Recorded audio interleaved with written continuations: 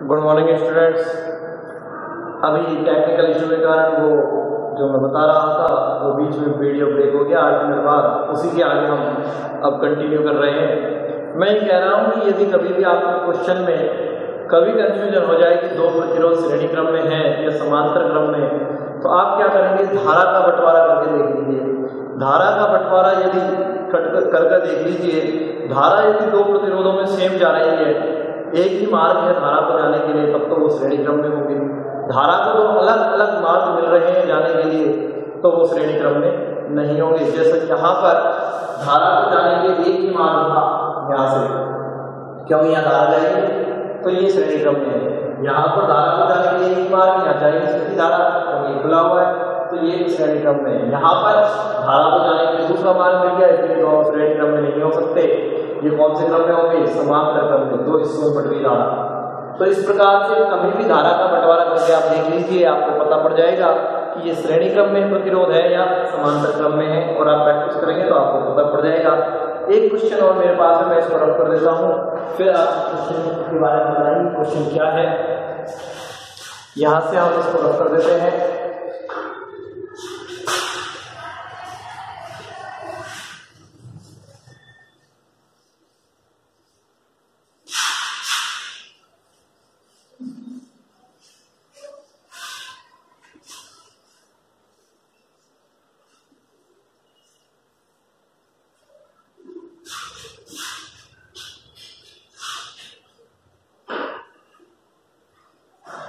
अब आप देखिए क्वेश्चन ये है मेरे पास, दर्शाए आप क्वेश्चन ये चित्र में दर्शाया अनुसार 1 ओम आंतरिक प्रतिरोध, चित्र में दर्शाया अनुसार 1 ओम आंतरिक प्रतिरोध की 16 वोल्ट की एक बैटरी, चित्र में दर्शाया अनुसार 1 ओम आंतरिक प्रतिरोध की 16 वोल्ट की एक बैटरी से प्रतिरोधों के 16 वोल्ट की एक बैटरी से प्रतिरोधों के एक नेटवर्क को जोड़ा गया है। 16 वोल्ट की बैटरी से प्रतिरोधों के एक नेटवर्क को जोड़ा गया है। याद करें, पहला नेटवर्क का तुल्य प्रतिरोध, नेटवर्क का तुल्य प्रतिरोध याद करें, पहला नेटवर्क का तुल्य प्रतिरोध। सेकंड, प्रत्येक प्रतिरोध में धारा, सेकंड प्रत्येक प्रतिरोध में धारा, प्रत्येक प्रतिरोध में धारा। थर्ड, वोल्टापात यानी विभाजन, वोल्टापात VAB, VBC, VCB, यानी कि A और B के बीच की वोल्टता, B और C के बीच की वोल्टता, C और D के बीच की वोल्टता। मैं एक बार बोल देता हूं, चित्र में दर्शाया अनुसार 1 ओम आंतरिक प्रतिरोध की 16 वोल्ट की, 1 ओम आंतरिक प्रतिरोध की 16 वोल्ट की एक बैटरी से प्रतिरोधों के नेटवर्क को जोड़ा गया है। नेटवर्क का तुल्य प्रतिरोध पहला ज्ञात करना है, नेटवर्क का तुल्य प्रतिरोध। सेकंड, प्रतिरोध, प्रत्येक प्रतिरोध में धारा। और थर्ड, वोल्टापात VAB, VBC, VCD। अब देखिए आप यहाँ पर सर्किट ये है, सर्किट ये था,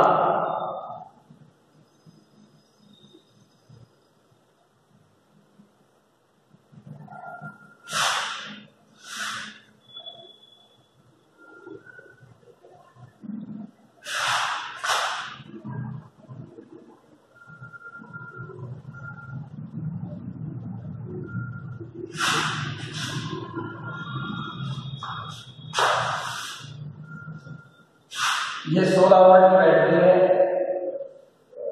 1 ओम इसका आंतरिक प्रतिरोध है, ये 4 ओम का है, ये 4 ओम का है, नहीं बात नहीं, अभी तो चल रहा है। 1 ओम, 2 ओम, और ये है आपका 6 ओम, ये 2 ओम की बात करते हैं। कोई अब क्या कह रहा है, पहला कह रहा है तुल्य प्रतिरोध, पहला कह रहा है नेटवर्क का तुल्य प्रतिरोध ज्ञात करो। तो तुल्य प्रतिरोध कैसे निकलेगा नेटवर्क का, इधर देखिए ये A है, ये पॉइंट B है, ये C है और ये B है, ये सर्किट है। तुल्य प्रतिरोध निकालना है तो तुल्य प्रतिरोध कैसे निकलेगा, सबसे पहले A और B के बीच को सोल्व करेंगे, B और C के बीच में 1 ओम है, C और D के बीच को सोल्व करेंगे और ये 1 ओम का और है, तो हम कह रहे हैं क्या देखना RAB, A और B के बीच का तुल्य प्रतिरोध RAB लिखना पड़ेगा आपको, A और B के बीच का तुल्य प्रतिरोध RAB, ये दोनों किस क्रम में है समांतर, और समांतर में समान मान के जब जुड़े होंगे उनका तुल्य प्रतिरोध आधा हो जाता है। तो 4 का कितना होगा R1 R2 का लिख रहा था R1 प्लस R2 से 16/8 2, तो इनका तुल्य प्रतिरोध 2 ओम आ गया। ये तो है, इसको सोल्व करने की जरूरत ही नहीं है, RBC का मान 1 ओम है। अब RCD निकालना पड़ेगा, RCD C और D के बीच का तुल्य प्रतिरोध, C और D के बीच का तुल्य प्रतिरोध निकालना है। ये दोनों किस क्रम में है समांतर क्रम में है, और समांतर क्रम में दो कैसे निकलते हैं R1 R2 बटे R1 प्लस R2, R1 की वैल्यू 12, R2 की वैल्यू 6, 12 प्लस 6 12 से 72 बटे 18 यानी 4 ओम, तो इसका तुल्य प्रतिरोध आ गया 4 ओम। तो सर्किट हो गया ऐसा, सर्किट हो जाएगा, ये हो गया A B, इसकी वैल्यू आ गई 2 ओम, B और C के बीच में 1 ओम, और इसके B और C के बीच में, और ये कितना हो गया 4 ओम, ये हो गया 4 ओम, और नीचे एक और है यहां पर बैटरी के साथ,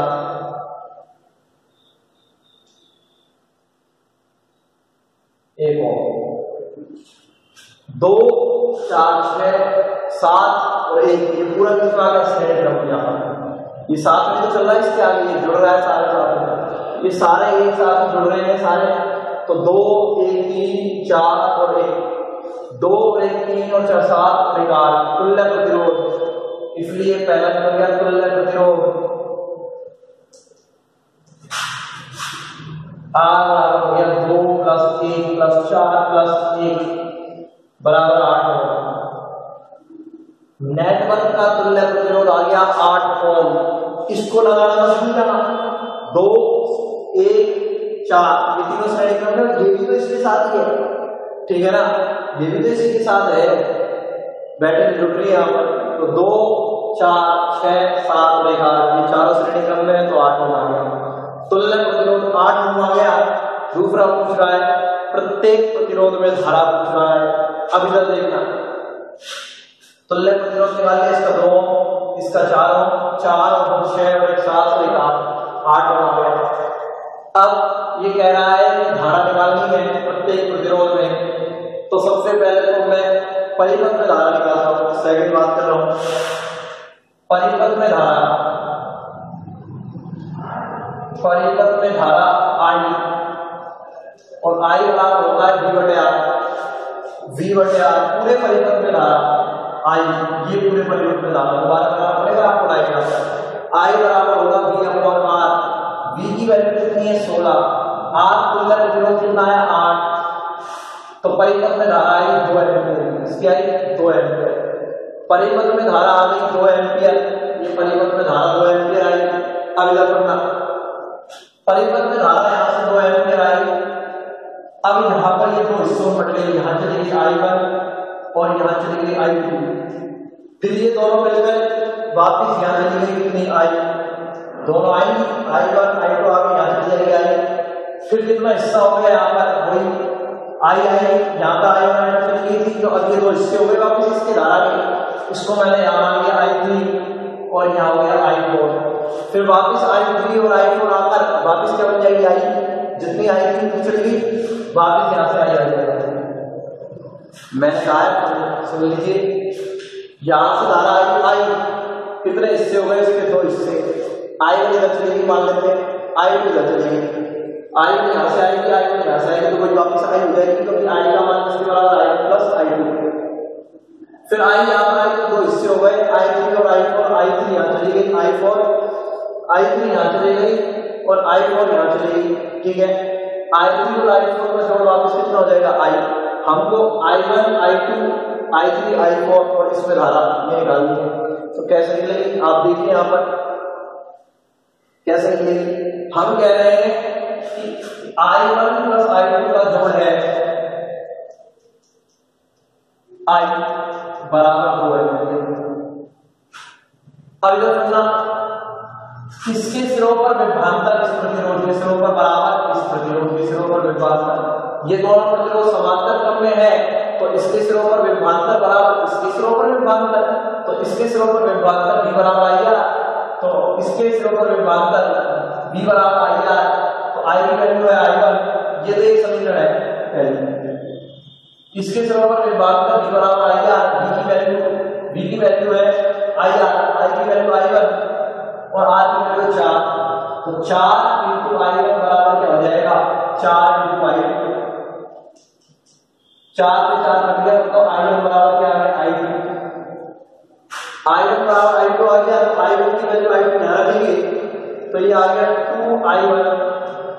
I1 की वैल्यू I2 कर दो या फिर I2 की वैल्यू I1 कर दो, 2I1 बराबर क्या आ गया? 2। तो I1 की वैल्यू कितनी आ गई? 1 एम्पीयर। जब I1 की वैल्यू 1 एम्पीयर आ गई, यहाँ पर I2 की वैल्यू, इसलिए I2 की वैल्यू कितनी आएगी? I2 की वैल्यू 1 एम्पीयर आएगी। कहने का मतलब इतना सा है, आप देखिए कि यहां से 2 एम्पीयर की धारा आई और I1 यहाँ चली गई, तो I1 और I2 का जोड़ कितना है? 2। एक समीकरण दे हमको तो 2 मान निकालने हैं। इसके सिरों पर विभवांतर बराबर इसके सिरों पर विभवांतर, तो 4 × I1 बराबर 4 × I2। यहां से I1 की वैल्यू क्या आ जाएगी? I2 के बराबर आ गई, और I1 के मान यहाँ रख दिया I2 की वैल्यू I1 रख दिया, तो 2I1 बराबर 2, I1 की वैल्यू 1, I1 की वैल्यू 1, तो I2 की वैल्यू 1, तो I1 और I2 की वैल्यू तो आ गई। इस BC में BC प्रतिरोध में धारा कितनी आएगी? 2 एम्पीयर आएगी। यहाँ से 1 एम्पीयर आई, 1 एम्पीयर यहाँ से आएगी, यहाँ कितनी आ जाएगी? 2 एम्पीयर। यहाँ कितनी आ जाएगी? I की वैल्यू 2 एम्पीयर। आपको दोबारा डायग्राम बनाना चाहिए। I की वैल्यू यहाँ कितनी नहीं, तो 1 यहाँ से आ रही है और 1 यहाँ से आ रही है, तो इसमें BC प्रतिरोध में BC प्रतिरोध में धारा बराबर 2 एम्पीयर। अब बात करेंगे I3 और I4 की, तो I3 और I4 का जोड़ कितना है? 2, क्योंकि 2 ही तो ये 2 भागों पर ही है, क्योंकि I3 प्लस I4 बराबर है 2। अब I3 और I4 का मान कैसे निकालेंगे? एक समीकरण और चाहिए। इसके सिरों पर विभवांतर बराबर इसके सिरों पर विभवांतर, क्योंकि ये दोनों समांतर क्रम में है, तो इसके सिरों पर विभवांतर कितना हो जाएगा? मैं यहाँ पर बता रहा हूँ, 12 × I3 बराबर V बराबर IR होता है। I की वैल्यू I3, प्रतिरोध 12, इसके सिरों पर विभवांतर धारा है I4 और प्रतिरोध कितना है? 6, तो 6 × I4, 1 और 2, यानी कि यहाँ से I4 की वैल्यू आ गई 2I3 और I4 की वैल्यू 2I3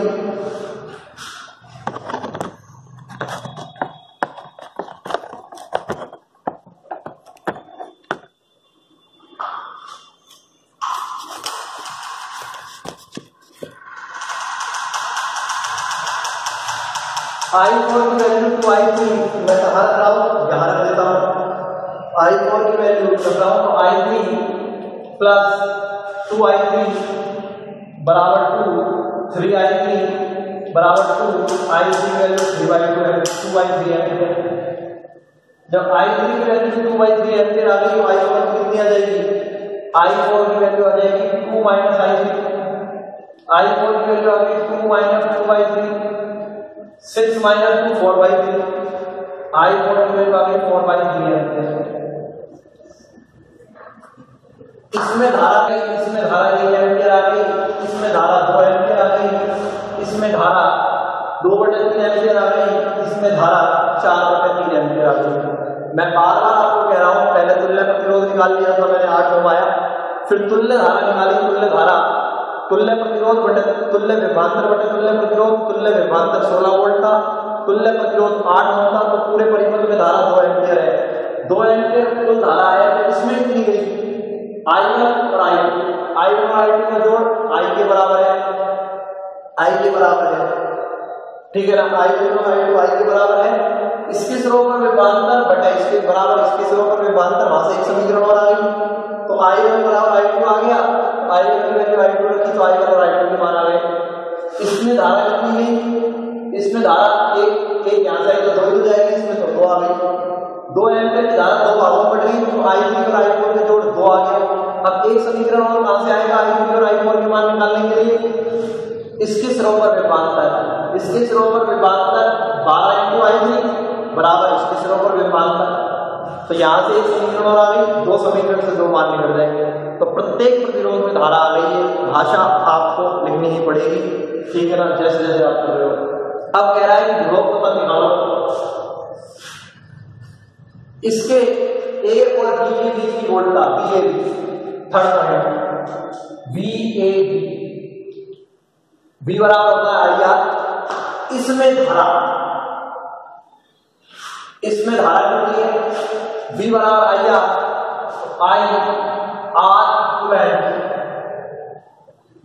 अब इधर देखना, इसमें टोटल धारा 1 एम्पियर की थी, 1 एम्पियर की थी, यहां पे आया कितनी 2 एम्पियर, धारा 2 एम्पियर थी, और यहां से यहां तक का प्रतिरोध कितना था, 4 और 4 का 2 आया था, यही तो पूछ रहा है। धारा यहां पर 2 एम्पियर, 1 2 ही तो जा रही है, और प्रतिरोध 4 और 4 का कितना है 2, बराबर आ गया 4 वोल्ट। VAB, A और B के बीच की वोल्टता 4 वोल्ट आ गई। VBC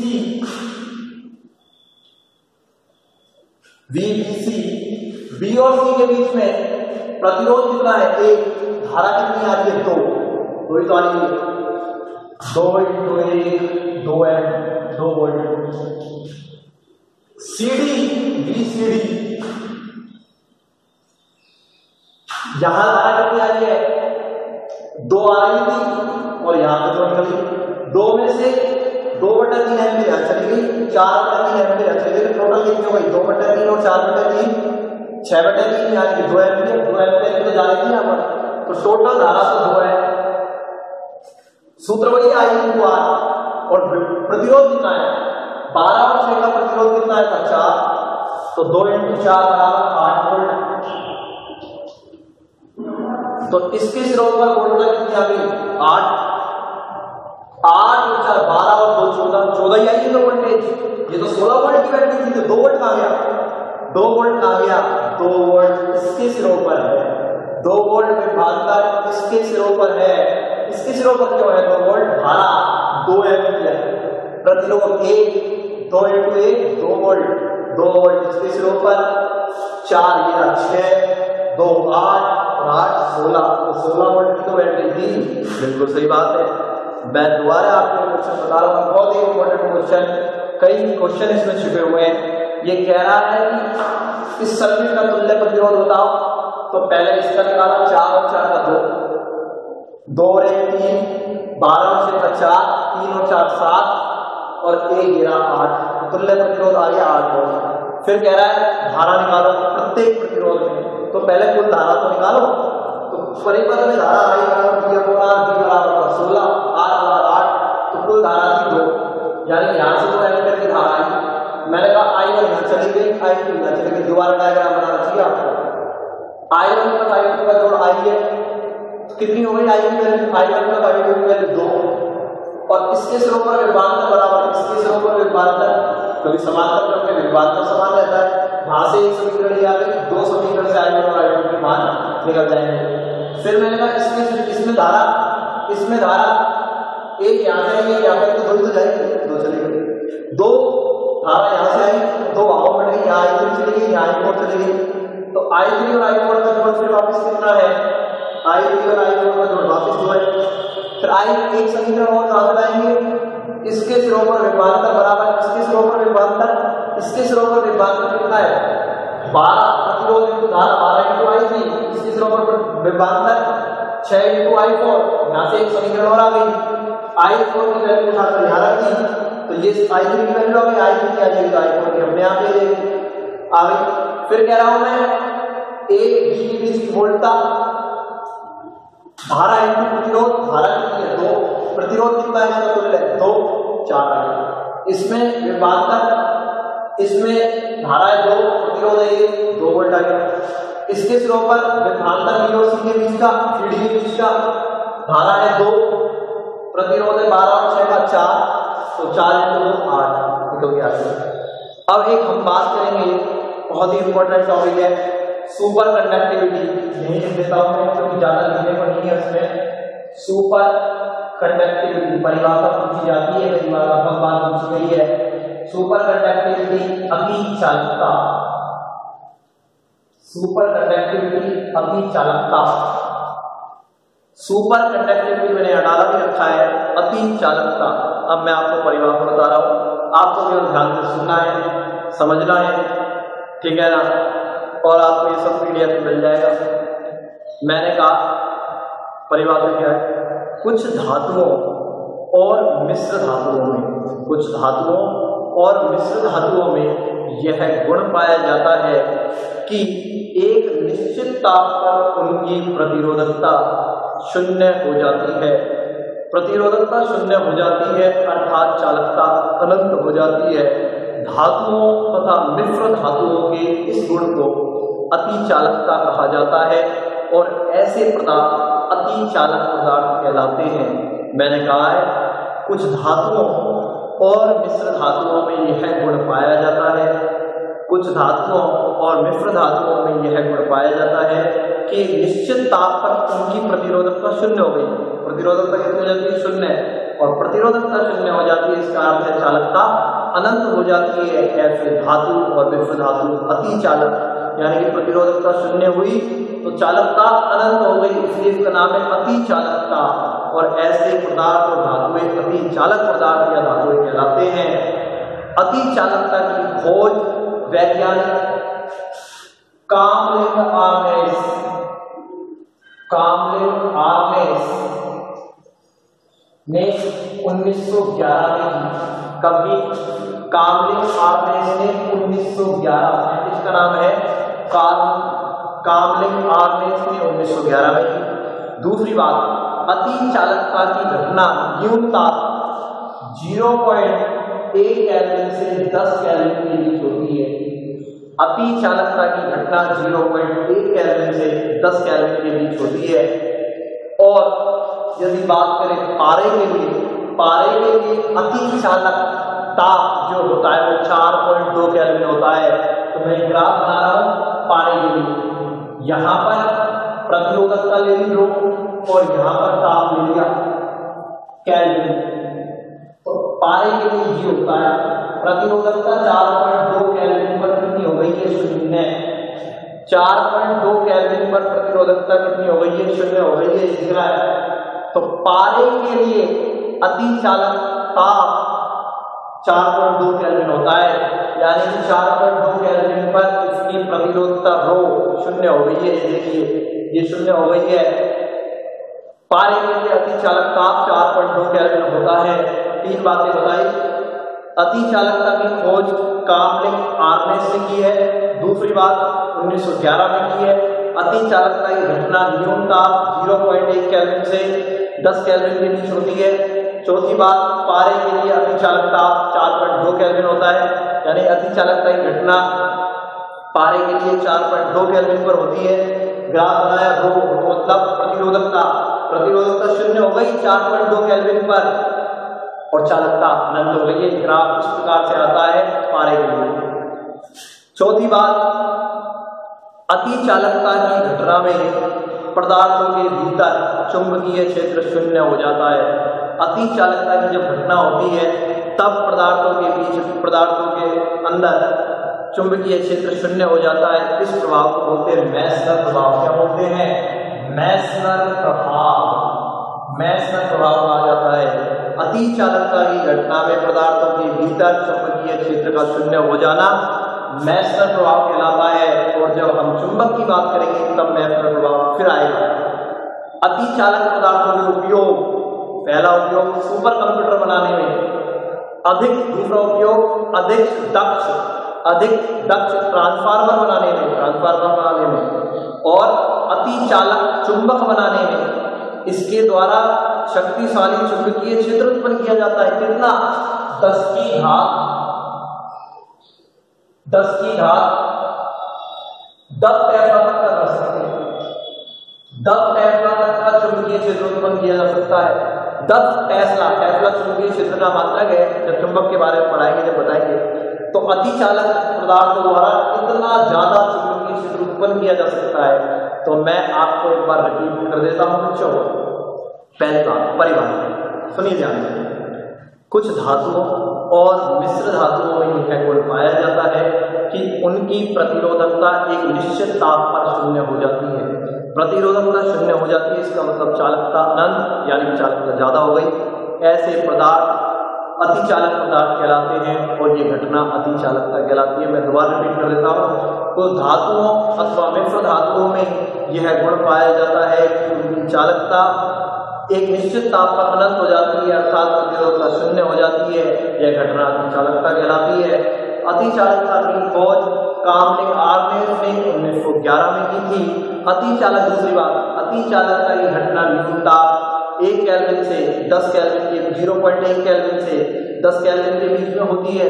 तीसरी बात, पारे के लिए अतिचालक ताप 4.2 केल्विन होता है, यानी रो और टी के मध्य ग्राफ बनाएंगे तो 4.2 केल्विन पर इसकी प्रतिरोधकता शून्य है, चालकता क्या हो रही है? अनंत हो रही है। तो पारे के लिए हमने कहा है अतिचालक ताप 4.2 केल्विन होगा। नेक्स्ट बात हमने कहा है अतिचालकता की घटना में पदार्थों के भीतर चुंबकीय क्षेत्र शून्य हो जाता है। पदार्थों के भीतर चुंबकीय क्षेत्र शून्य हो गया तो इसका मतलब है यह प्रभाव मैस्नर प्रभाव कहलाता है। ये बात कही। अतिचालक पदार्थों के उपयोग की बात की तो पहला उपयोग है सुपर कंप्यूटर बनाने में, दूसरा हमने कहा अधिक दक्ष ट्रांसफार्मर बनाने में, तीसरा शक्तिशाली चुंबक बनाने में, जिससे कितना चुंबकीय क्षेत्र उत्पन्न हो सके 10 की घात 3, 10 की घात 4, 10 टेस्ला, इतना चुंबकीय क्षेत्र उत्पन्न हो सके, यानी शक्तिशाली चुंबक बनाने में भी इसका उपयोग किया जाता है। मैं बार बार कह रहा हूँ, कुछ धातुओं अथवा मिश्र धातुओं में यह गुण पाया जाता है कि एक निश्चित ताप पर उनकी प्रतिरोधकता क्या होती है? शून्य हो जाती है, अर्थात चालकता अनंत हो जाती है। ऐसे धातु और मिश्र धातु अतिचालक कहलाते हैं और यह घटना अतिचालकता कहलाती है। इसकी खोज कामलिक आर्नेस ने 1911 में की थी और हमने कहा कामलिक आर्नेस ने 1911 में की। कम ताप 0.1 केल्विन से 10 केल्विन के बीच में यह घटना होती है। पारे के लिए अतिचालक ताप 4.2 केल्विन और हमने कहा कि अतिचालकता की घटना में चुंबकीय क्षेत्र पदार्थों के अंदर शून्य हो जाता है। यह घटना मैस्नर प्रभाव कहलाती है। उपयोग ट्रांसफार्मर बनाने में, सुपर कंप्यूटर बनाने में और शक्तिशाली चुंबकीय क्षेत्र उत्पन्न करने में। ये बात हमने अतिचालकता की हो गई है। आगे हम बात करेंगे प्रतिरोध और प्रतिरोधकता की ताप पर निर्भरता, सेलों का संयोजन, इस चैप्टर में बात करेंगे और फिर आगे बात करेंगे। अब धीरे धीरे हम अपने कोर्स को बढ़ाएंगे और आप मेरे साथ पढ़ते चले जाएं। पीडीएफ मिल रही है उसको नोट करते चले जाएं, लगातार पढ़ते जाएं। कोई चीज समझ में नहीं आए तो आप इसको आगे पूछ सकते हैं मुझसे, ठीक है ना?